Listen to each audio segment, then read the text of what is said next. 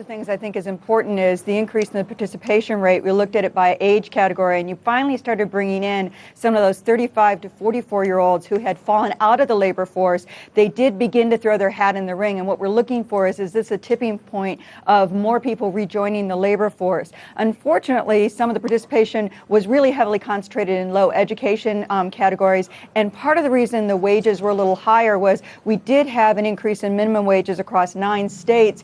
In January, we've now got 29 states above the federal minimum. That's not bad necessarily, but I think it's important to understand that we did have something happen in January that also helped some of those wages firm. I think June is certainly possible, and the probability of June has gone up with this report.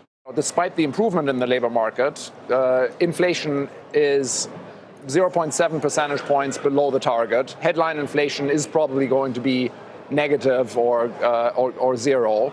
Wages, even with this correction of the December, downward surprise, which turned out to be completely spurious, are still only growing 2% or a little more than 2%. That's the same rate that we've seen for 5 years. So if you look at all of the wage indicators together, we haven't made any headway in terms of the growth of wages in 5 years, and it's still pretty far below the sort of 3 to 4% range that Janet Yellen basically indicated was a normal pace of wage growth. No reason.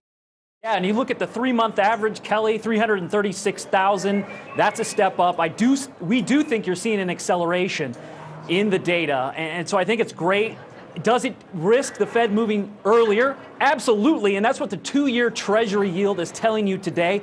So the market is looking into this report and thinking this changes things for the Fed, and I think it does.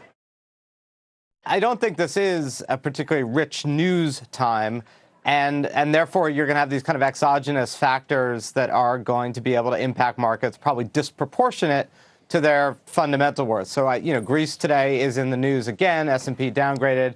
I can see a lot of attention going to the kind of the Greece and the Ukraine stories, which are important for their own right, but they're not necessarily important for how many iPhones are going to sell or, whether McDonald's is going to have a turnaround. I mean, I'm just throwing those out there. So I think we're going to be in a period for the next weeks, which is normal for this time of year, where the markets are kind of vulnerable to these buzzy noises that we'll latch onto because there's not a lot of company news and there's not a lot of economic data that's going to come out.